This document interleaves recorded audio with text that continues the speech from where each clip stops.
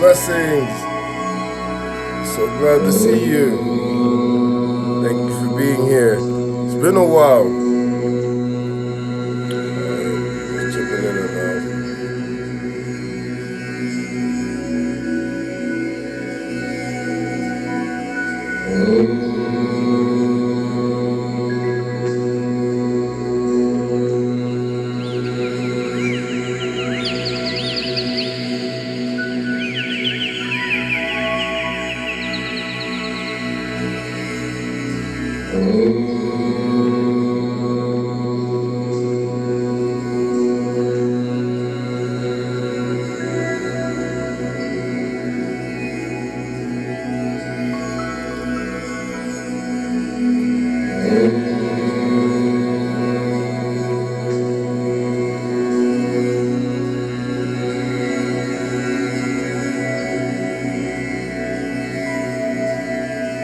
welcome.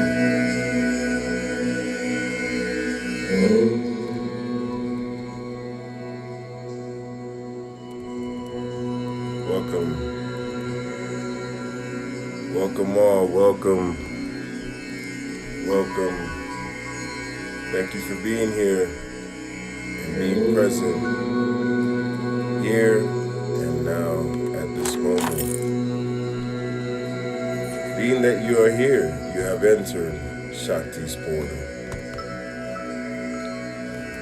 Grateful for your presence. Peace, peace, peace divine.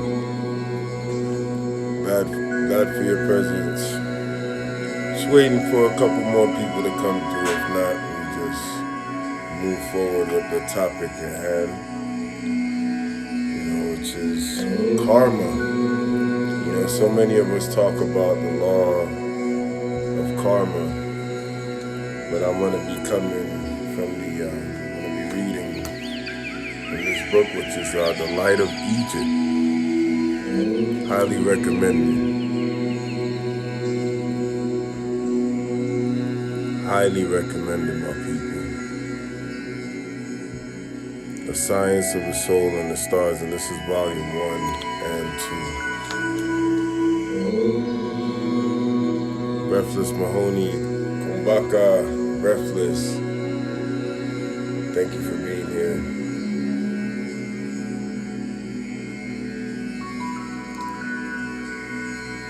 Yes, it's a must. It's a must to read this book. I see, people are kind of coming in and out, so we're just going with the flow, I know it's rather late for a lot of people. Thank you for being present, even though it's late. Get the music turned down a little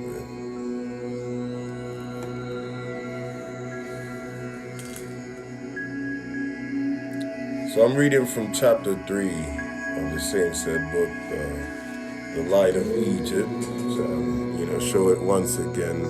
I got 2 lives going on, so this is written by Thomas Burgoyne, and this is concerning the science of the soul and the stars.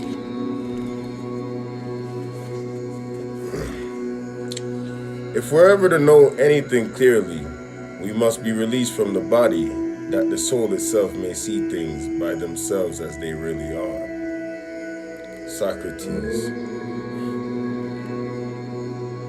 You see, I've been talking about this as of lately, which is awakening from this reality, awakening from this dream state that we're constantly in this, this state of lack of awareness, where we tend to identify with the happenings of the body more so than identifying with our true power, that power that we are.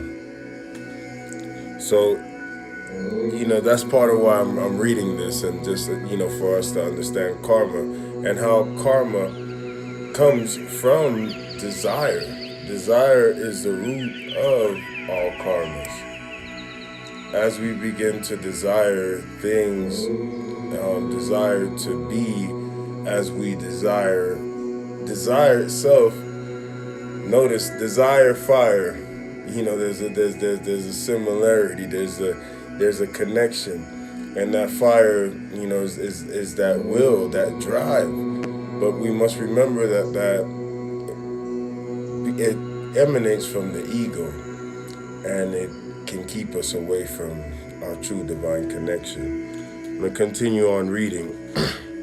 And for those that had just come in, I'm reading from The Light of Egypt, The Science of the Soul and the Stars. And I'm reading chapter 3, which is on karma. We scarcely need to fully agree with the above remarks of Plato's teacher. While in the body, we are completely fenced in by delusive appearances. And had the Greek sage been alive today, those prominent individuals who so loudly and glibly speak and write upon the subject of karma would have been greatly inconvenienced by the Athenians' terrible logic. Karma is the law of consequences of merit and demerit, says the Buddhist. It is that force which molds our physical destiny in this world and regulates our period of misery or happiness in the world to come. We are also further informed that karma is the cold, inflexible justice that metes out to each individual the exact same measure of good and evil at his next physical rebirth that he measured to his fellow men in this. See, it's interesting to note that karma is literally a mirror. It's nothing more than a mirror. Realizing that as we put out, it comes back to us. So naturally, everything that occurs to us in our life is just simply a reflection of what's going on internally. And some things are just simply just those alarms. You know what I mean? We need that like four-way fire alarm to remind us of who we are, just to remind us of that, you know what I mean, so that we don't lose track of the journey and what it truly represents for us. Continuing reading. So not only so, but this karma at death remains somewhere or other down upon the astral planes of the planet, like an avenging demon, waiting anxiously for the period of Devatnik happiness, which is, like godly happiness or happiness within the divine, and to come to an end.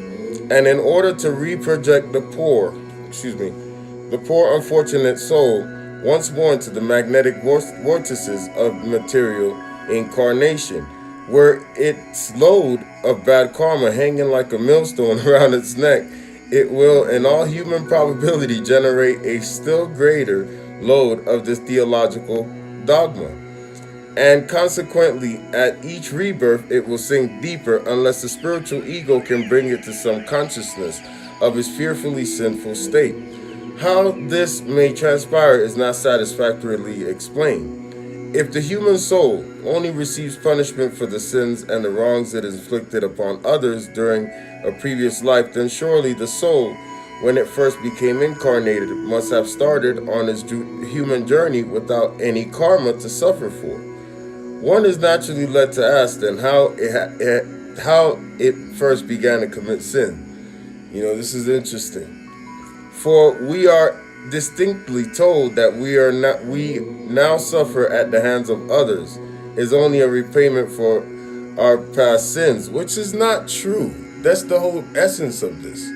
We're constantly in belief that we're repaying some form of something that comes from a past life. What's really truly happening is that the concept of time, as we come to understand it, we have to really relearn the whole concept and the idea of time to understand what I'm getting ready to say, which is saying that our lives is happening simultaneously. we tend to look at it as past life and, future, present. We have to realize that all these occurrences, karma is occurring all at the same time, all at once. Time is non-linear. Time is all at the same time. There is no such thing as a linear time as we think it is. And once we begin to come out of the linear concept of time, we can see that these projections and these happenings are all simply occurrences that are happening through the seed of desire. There's, again, as I said earlier, desire is what birth karma. So I'm continuing reading the Light of Egypt, the Science of the Soul and the Stars. For anyone that just come in, I'm gonna show it and pop it up every so often.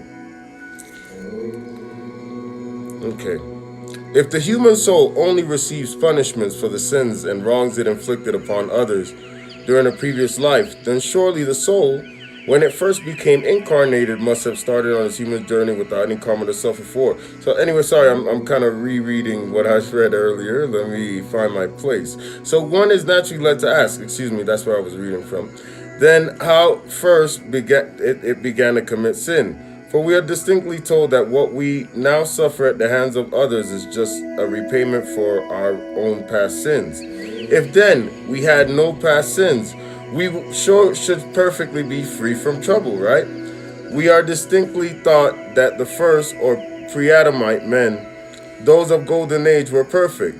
How then did this abominable karma get a start in the world? The question is only our duty to fully explain in the present chapter. We have given a general idea of the karma of the Theosophical Buddhism, and before revealing the origin of this Oriental delusion, we'll present the Hermetic doctrine of karma, because that's what we're doing here. We're clearing up the illusion, the lies, which we've been told concerning, what is the divine law of karma. Sorry guys, dropped something. But yes, what is the divine law of karma? So I'm gonna read here, there's some number of points here, which explains from the Hermetic point of view what karma is, which gives us a much more clearer understanding. Karma is not an active principle, but on the contrary, it is crystallized force. It is the picture gallery or cosmic play of nature. Karma constitutes the scenery, essence, and mental imagery of a person's past existence, and that's what I was saying. It comes from that projection. It's mainly our mental imagery which creates karma itself. From imagining it, from looking at it from the mental plane, right? Looking at, projecting it mentally, then eventually it turns into vibration. You speak it into action. So that's how how karma plays out. The karmic sphere of an individual's existence exists as the astral life currents along which the soul has traveled, and which become crystallized forms expressive of the actions and the motives which prompted them, that's speaking now the manifestation, which is crystalline in nature. Now, okay. So, expressive of the action and motives which prompted. Therefore, our past karma constitutes the soul's past history in the astral light and can be deciphered by the properly trained, lucid, and even by some mediumistic clairvoyance, which this is now where we're able to see our lives happening simultaneously through the act of meditation. Through meditation, again, it brings that awareness where you're able to see beyond, and that's what some people would claim to have the gift of clairvoyance, which they're able to see beyond or clear audience. They're able to hear things there, and some people have the the gift of the gift of seeing, hearing. Some people even have the gift of feeling things, because we're living again these lives, which it may not seem apparent because you can't really necessarily see it in this physical presence, but it's lives that are happening simultaneously on several different planes. Karma is the offspring of everything. Everything possesses pictorial records of its past evolution: stones, plants, animals, and men. And that's the reason why we can continue to come back in the same form. Because again, in this reality itself, as I always say, is formless in nature. So once we realize the malleability of this, we can begin to understand that there are records, you see what I'm saying, that's part of our DNA. The DNA is what contains our records, and if you notice, this DNA is a spiral. Anybody that's basically had an experience, say like having a mushroom trip, or or going into deeper states of meditation, can understand how the coil and how it works.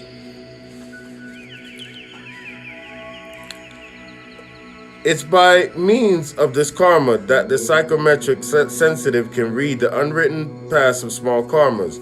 Without karma, the powers of psychometry will be useless.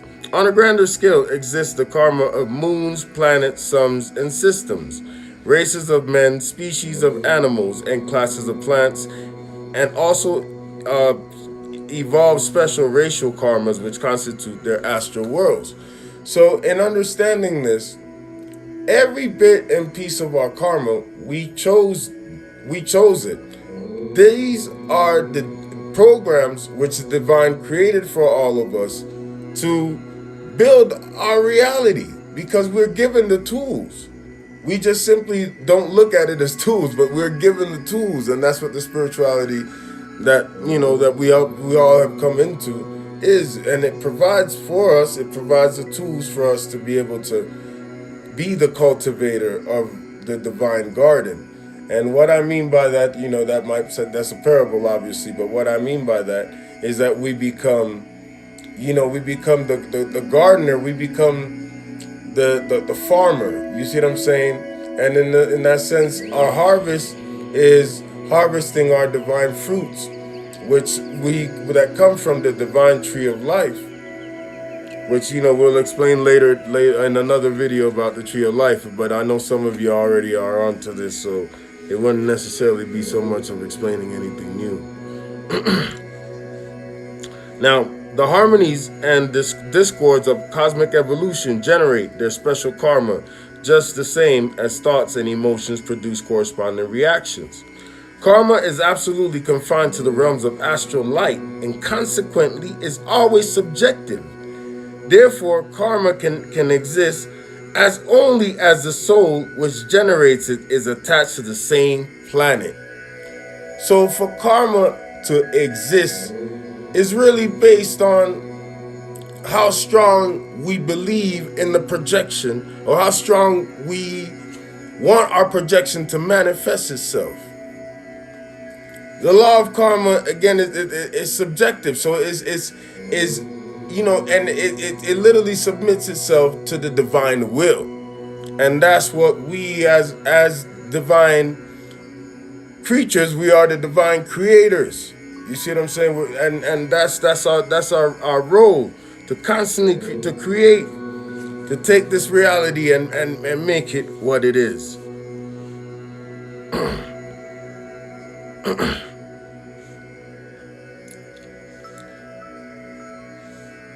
When a soul leaves a planet, its karma disintegrates. A soul cannot carry its karma around with its karma around the universe with it. Because of this, the astral light differs in quality and degree upon each separate orb. When a soul enters the spiritual states of the soul world, which Buddhists term Devachan, the power of its earthly karma can never reattach it to earth. Its influence over the soul is forever lost. And that's the whole key behind the teaching of moksha, liberation, which I'm going to say that damn near in every in every lecture because it's a must. That's what we're achieving, that liberation, letting go of the fetters of the soul. Then what I mean by fetters are traps, you know what I'm saying, that bind the soul to believing, again, the delusion that it is the body, believing the falsehood of this particular karma that we're existing in. We truly believe that it's real. We really think that. And that's something that even today, it's been a hard lesson for us because I'm not going to lie. Today has been even, like I say, a hard day for us. But we're learning this. We're learning that whatever adversity comes our way, we must learn to, again, use our tools to be able to, again, look at building from many ways. I just mentioned building from the form of a farmer. Now look at it from the form of construction. You see what I'm saying? We got to be able to be like the mason. You see what I'm saying? Laying down our bricks. You know what I'm saying? But before laying down the bricks, setting the proper foundation and then putting the bricks to build the house. You see what I'm saying? So is being conscious and aware is what is required to build this divine structure which we're building. And it's a constant building and a constant tearing down as well. You see what I'm saying? Because this karma is not that easy, and it requires for us to break some things down, which are our false ideas. These ideas that we picked up along our karmic rounds. So again, the key is moksha. Total freedom from karma. The lower can never control the higher when they exist apart. To assert that past fossilized karma can reattract the soul from the realms of the spiritual happiness and reproject it into the mire of the earth is to exalt matter to the throne of deity. And that's what has happened. We have exalted matter to the throne of deity. We have made matter the ultimate deity, not understanding our true nature and what we truly are, and not understanding the impermanence of this realm. None of this is permanent, as you know. Dirt, water, air, spirit, with all these things, again, impermanent. They're not permanent states. So we have to understand that we have to exalt the true deity, which is non-material in nature, which cannot be bound or seen or touched by any man or anything. See? So anyway, let's go into the next continuing on in chapter 3. From the above 7 statements, it will be seen that the Hermetic initiates assert that karma is not the primary law of consequences and destiny. It is not an active principle always at work, readjusting nature's ridiculous mistakes. And that's what I was saying. As we build, we destroy. Nature never yet made a mistake.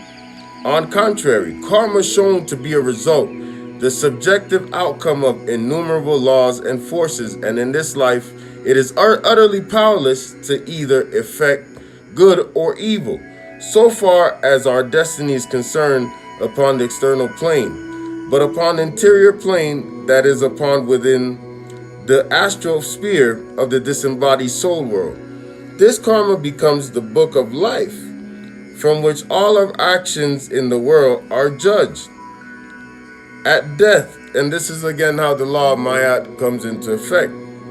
You see, this is what that just mentioned is the actual weighing of the soul, which, a lot of people look at the 42 laws of Mayat from a physical standpoint.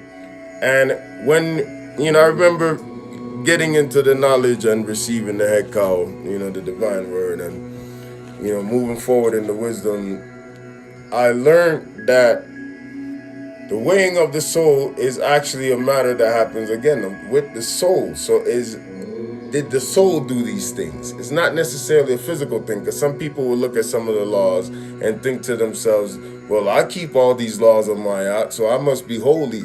And it's not necessarily that, because the body may be able to function within a certain spirit, but the soul now can be keeping up what we call follies, can be keeping up, you know what I'm saying, can be keeping up with the falsehood, and not necessarily becoming in tune with the reality of what's going on, not being in tune with the actual law, which the law, first and foremost, is recognizing our divinity first and foremost. And continuing on reading, we're forced by the laws of magnetic affinity to work out for our own redemption. Ever face to face with the grim idols of our earthly past, the foul, unlovely pictures of every unclean imagination will haunt us, and that's what I'm saying. Our thoughts is what anchor us to this world. You know what I'm saying? Which is a world of suffering. It is a hellish realm. You see what I'm saying? Because some people tend to talk about hell, and you know, and you know, in a picture, which is obviously based on fantasy. But the way we come to understand, the realm of hell is the realm of fire, and this is the realm of fire right here. Everything is created through the fire, and in the fire is where we suffer. You see what I'm saying? And we suffer because of our false identification. And until we release ourselves from that false identification, then we continue the rounds of the samsaric rounds, which is you know what I'm saying, birth and rebirth.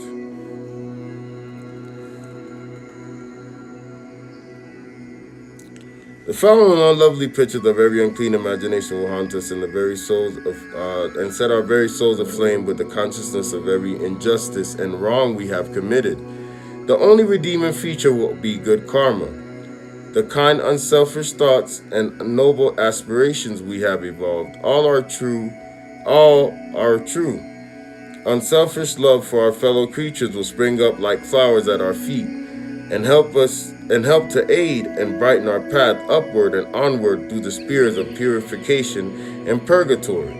At last we shall enter into sphere of immortal life, where those whom we loved below may be waiting to greet us. We have asserted that karma is utterly powerless to affect either good or evil, insofar as the material destiny is concerned. While this is true within certain limits, because karma is but the astral record of the past, yet this statement requires explanation. It is not the actions we commit that can in themselves bring happiness or misery, benefit or misfortune to the person, but is the effects which our action have upon others that really produce immediate material results. The precise effect which any action will have depends entirely upon the peculiar mental state surrounding us at the time and on our intentions. So it depends on our intentions. You see, so our life is not dependent on fortune or misfortune. And why I say this is because we all have grown with an understanding that we live in a system of basically of rewards and you know of rewards and punishment. And this is where we have to take the cobwebs out of our brain. This is where we have to begin to reprogram ourselves and begin to understand that we're not attached to karma itself. We have to, again, release ourselves from that belief. And through your meditation process, you know, clearing, which is how you clear your mirror, you know, that's how you clear karma. You're able to see clearly into the mirror and be able to understand what this is, you know, what's going on and what is actually occurring through the process of karma. Now, it says here, for instance, in one age, it may be considered a very meritorious action to roast a poor helpless medium under the name of a witch. But in another period, such as an action will be followed by an indignant spirit of public resentment. and a terrible penalty will be imposed by the law of the state to satisfy the public sense of justice. The praiseworthy actions of one age become the criminal acts of another. You see, and this is how the balance, this is how Mayat is affected, and that's why we see the symbology of Mayat is the scales. We see how the scales of justice continue to weigh out. We see, therefore, that the result of any action upon the material plane depends upon the physical, moral, mental, and spiritual development of the race. This is not the case, however, within the astral soul world, where the absolute justice is the universal law.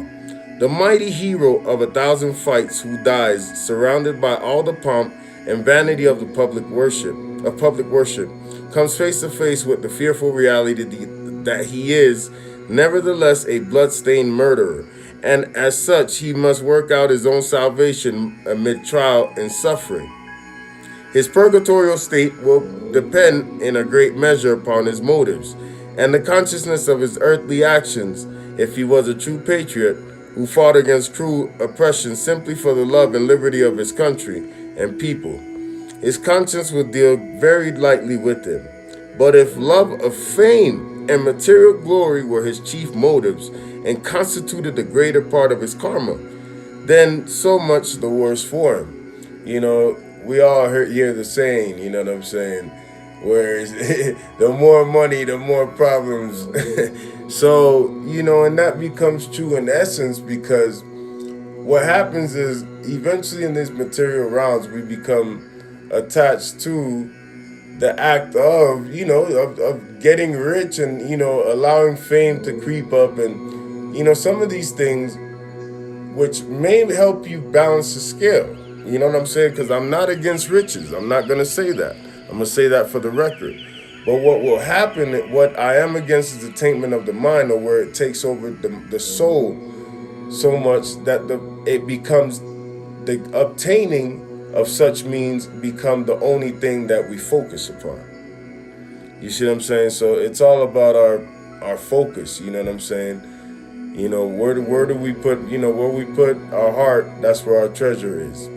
And, you know, for us, our treasure is within divinity, and plunging within our divinity and growing and expanding within that divinity. And that's what Tantra is all about.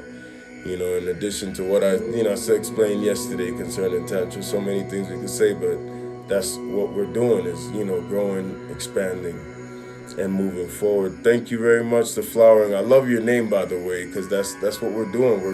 We're growing and budding as flowers, you know, as we're in this mud, you know what I mean? This reality is the mud. I've said this in many lectures in the past, but this is the mud where the lotus flower grows. So it's a blessing to be able to be in this mud and, you know, continuing to bloom. So that's what we're here for. Namaste. The reader will notice that in the Hermetic definitions of karma, the soul, when working out his passing iniquities, is perfectly conscious of his task and knows the true why and wherefore of its suffering. Not only so, but it has only the certain hope of final emancipation. However, until, as the parable says, thou hast paid the uttermost farthing, which is, have you paid with your talents? You know what I'm saying? Have you paid with, you know, how you pay with your actions? Basically, you get repaid. Herein then is the truth and justice of nature's law revealed. But in the definition of Buddhism, this justice is absolutely wanting. In their outrageous scheme of esoteric philosophy, millions of souls upon the earth are perfectly ignorant of what they're suffering for. Gosh, that is so true. I mean, we don't know why we're suffering. We oftentimes it's automatic. We respond like this. We say, why is this happening to me? Why me? You know, that's like, it's automatic. It's like we ask that question, but yet within that asking that question, we'll do many things to sweep away that question and never receive the answer. So we're constantly wanting to receive an answer to this question. Yet, all you have to do is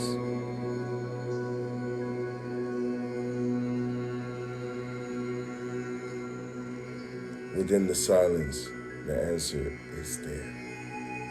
Within that silence. In between the point where you're taking your breath, that point in the middle, in between the in-breath and the out-breath is where inspirations come from. I'm honored, Maheshwar Vishal. I'm honored. And in due time, I will find my way to India, and we will meet, my brother. That is certain. Is part of divine destiny, and I certainly feel that time will come. I'm grateful for everyone that has been here and been patient. Knowing it's late in some of your parts of the world, taking time to hear the divine message. I thank you all in divine love. Namaste.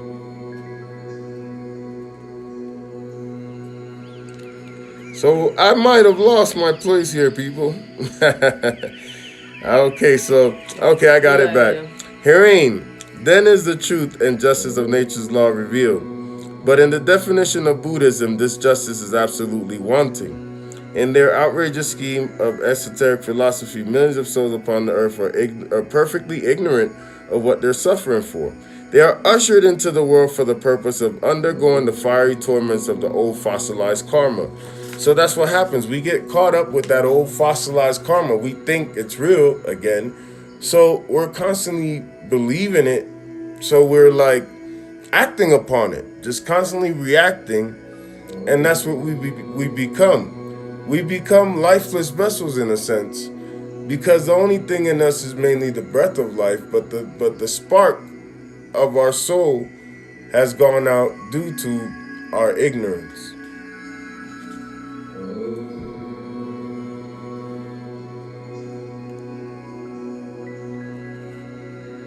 So moving on. So they're ushered into the world. Where was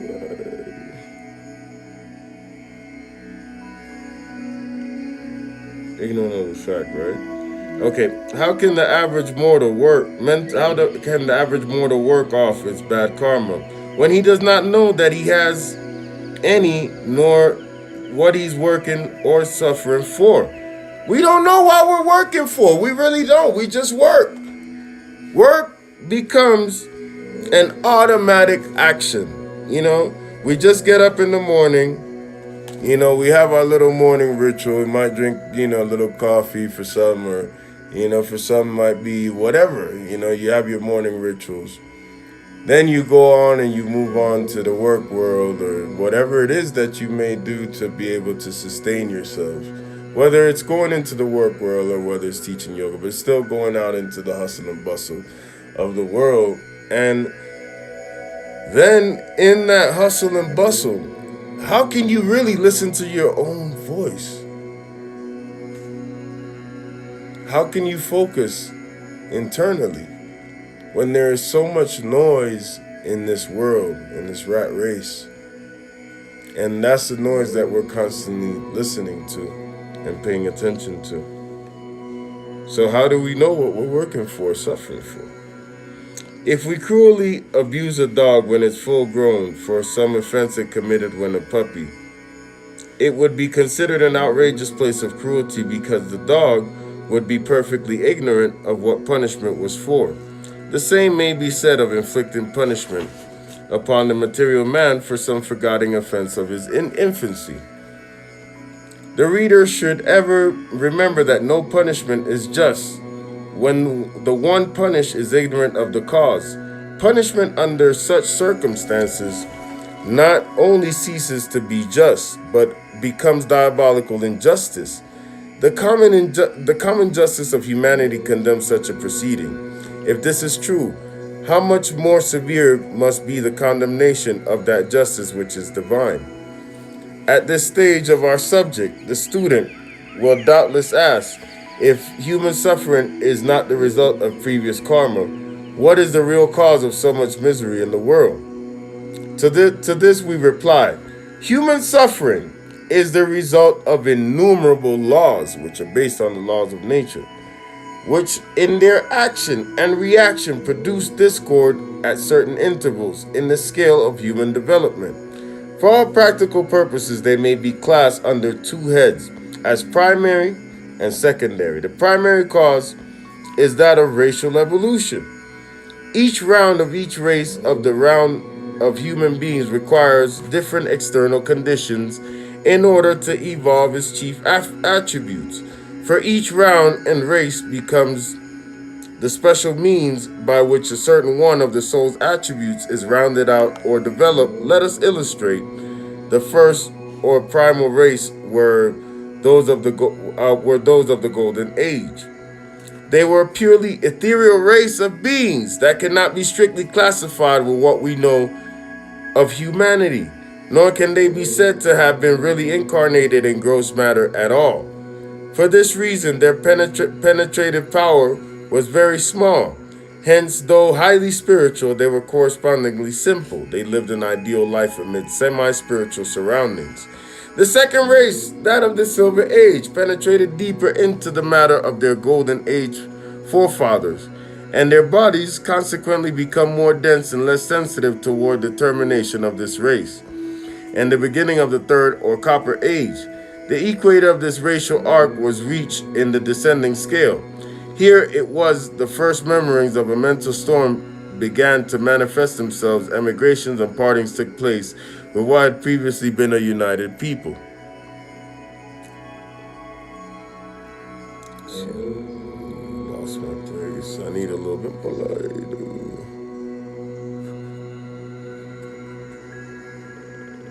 Sorry, people. Give me just a moment.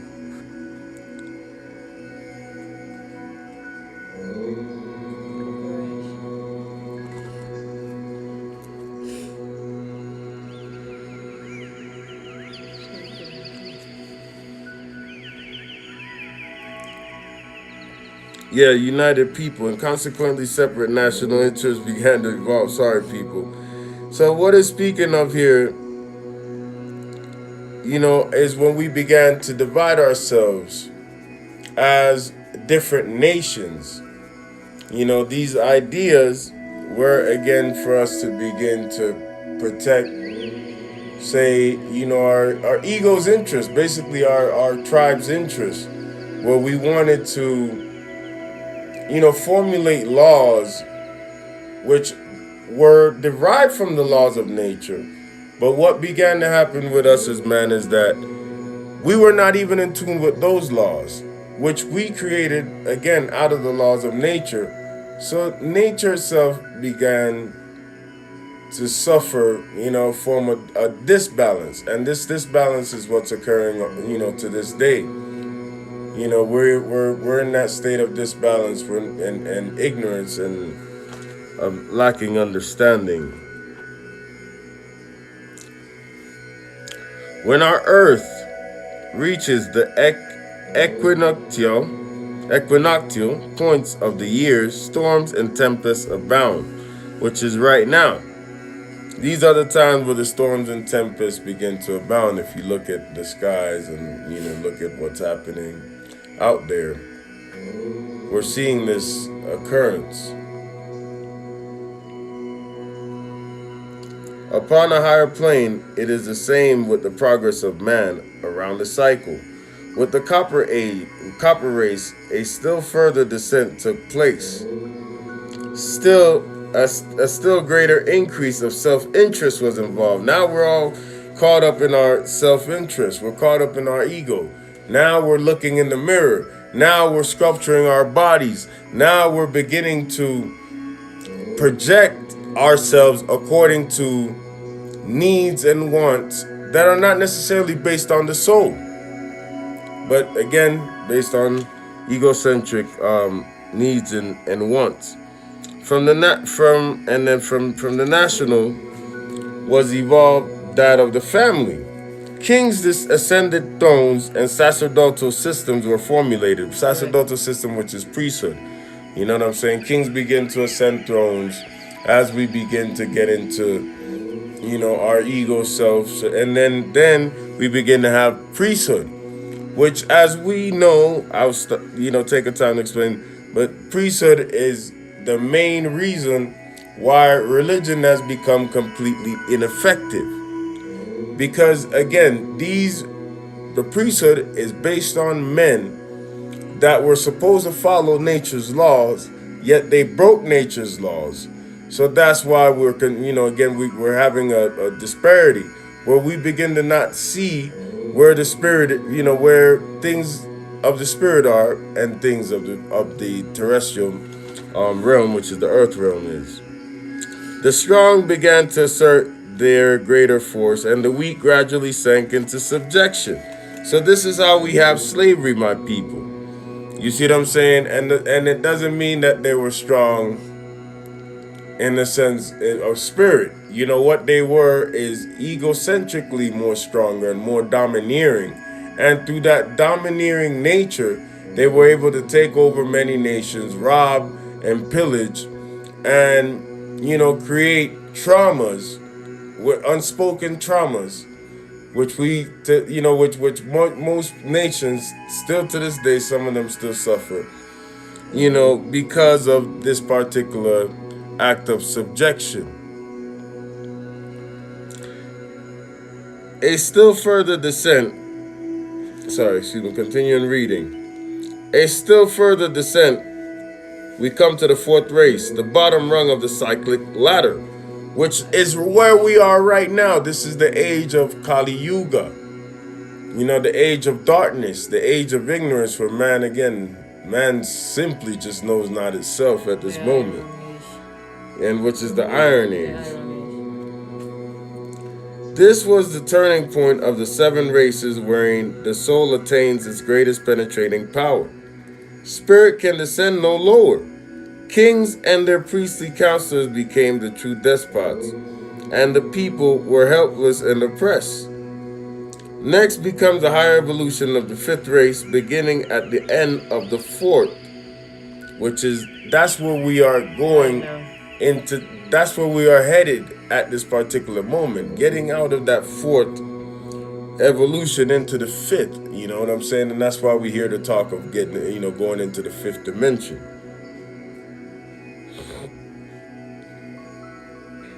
The 5th race, beginning at the end of the 4th, reaches up to the equinoctial line of the mental arc in the ascending scale, and consequently another stormy period commences. This is where we're at. It's a very stormy period. It's like, if you look at it, it's like rain, tumultuous rain, wind, fire. These things are symbolical. Basically it's just a symbology of what's occurring on the inside. Which, if we take time to look at, look at some of the books, it's kind of speaking of a time where, man is in darkness, nations start to fight against nation. We begin to see where there's an oppression of mankind. So that's the stormy period, and that's where we basically say, where we begin to see the light after the darkness.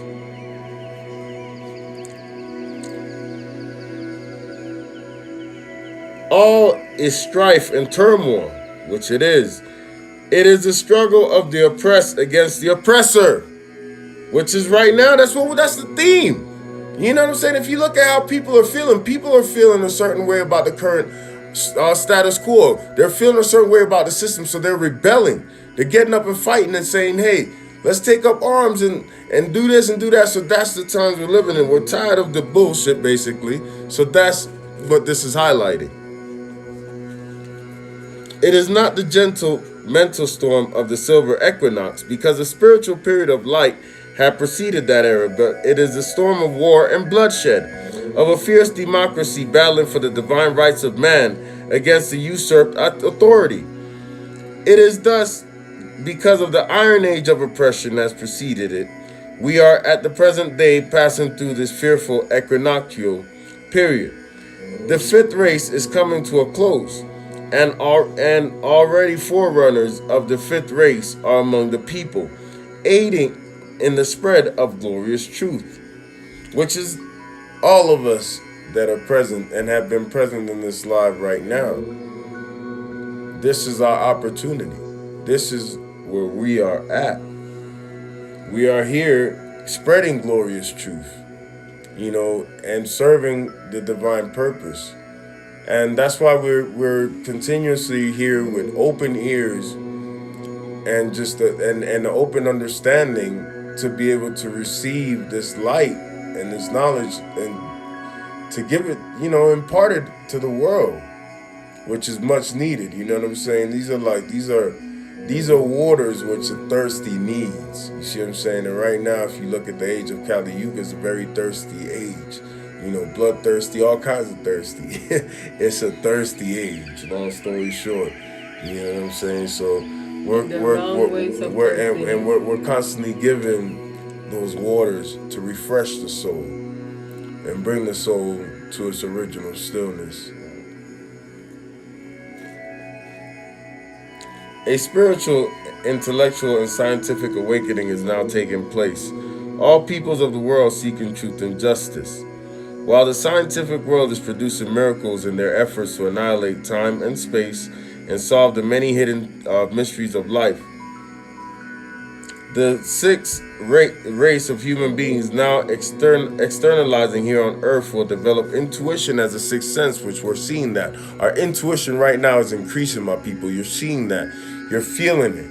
You're getting more in tune. You're doing the right thing. You're actually aligning yourself with your soul. And everything that you're doing is coming from your divine soul power. So you're no longer operating as much from the sense of the ego.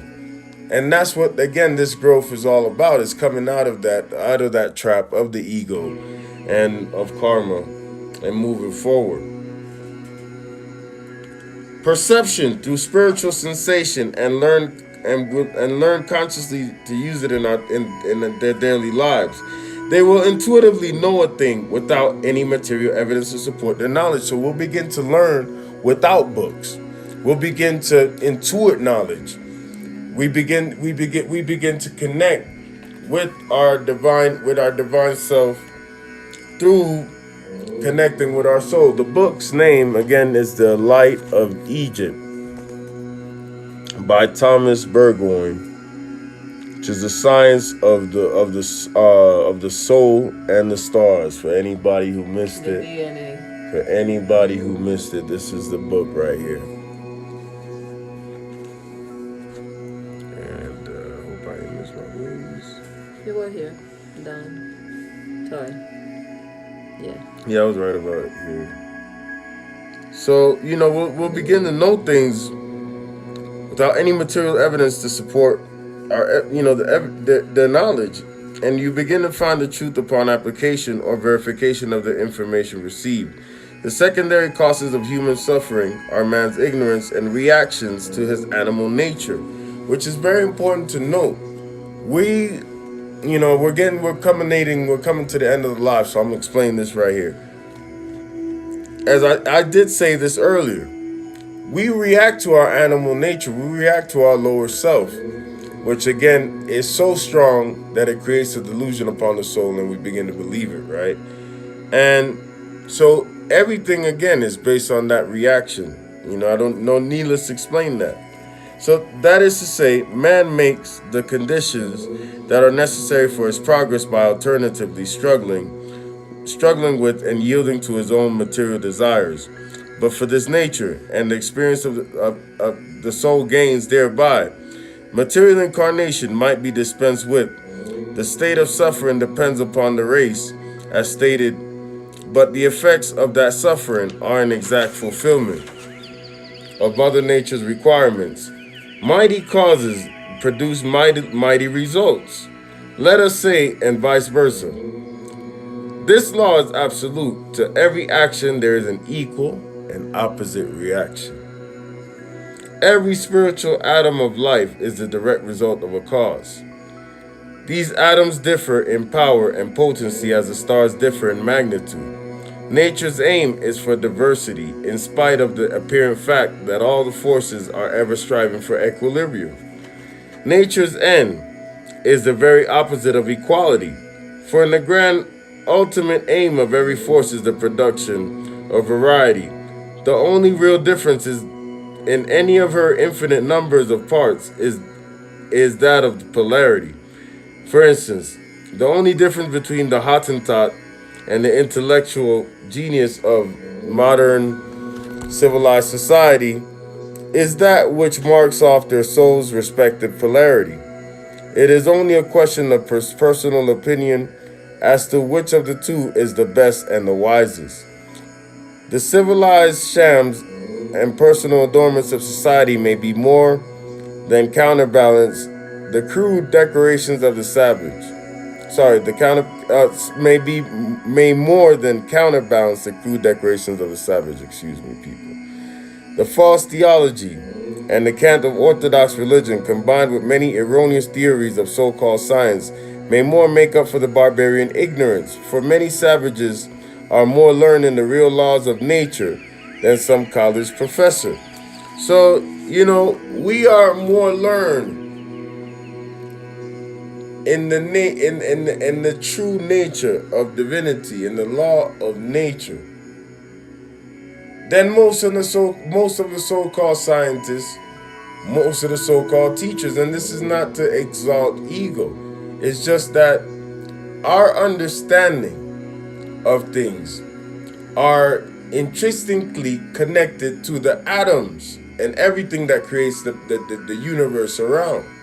So within that connection, we come to understand, and that's what this book was explaining earlier, in the sense that through our intuition, we intuit knowledge. We are able to come up with the solutions. While they're sitting there trying to come up with the solutions through a math problem and trying to solve the math problem, we already have the problem to the math solved. You see what I'm saying? The solution is already there, while they're still continuously looking for it. You see what I'm saying? And the law of nature, there's no name for the law of nature. The law of nature is natural understanding. The law of nature is simply the first thing in the law of nature is knowing who you are, and that's the first thing that you'll find in the entrance of most mystery schools in the earlier times, which it would say, "Know man, know thyself, and by knowing thyself, you will know the universe and the gods." So naturally, what we're seeking is to know ourselves, and that's where the seed comes from. All these questions that we have, it's like that's where it's planted. That's where it all stems. We want to know ourselves. We want to know who we are. We want to know that, what is this? What am I feeling? These are questions we're always asking ourselves. And through that process, we are uncovering the layers. And ultimately, through the uncovering the layers, we find our true selves. Namaste. I'm glad and I'm grateful for everyone that has come through. Some that were able to stay, those that were able to come in and out and enjoy this lecture. Tomorrow is a big day, people. At 6 o'clock, which is Mountain Standard Time, 8 o'clock in the Eastern Standard Time. I'll post those times later on. We'll be having a Shakti Sportal, play an hour of music, and we'll continue reasoning. We'll continue talking, because I do want to actually continue on reading from this book, for a couple more episodes. And people, I can't urge enough, subscribe to our YouTube, Tantric, with a K, Research Institute. Also, remember to check out www.tantricresearchinstitute.com, my people, our website, where you can check out our, It's on our bio. what we have to offer.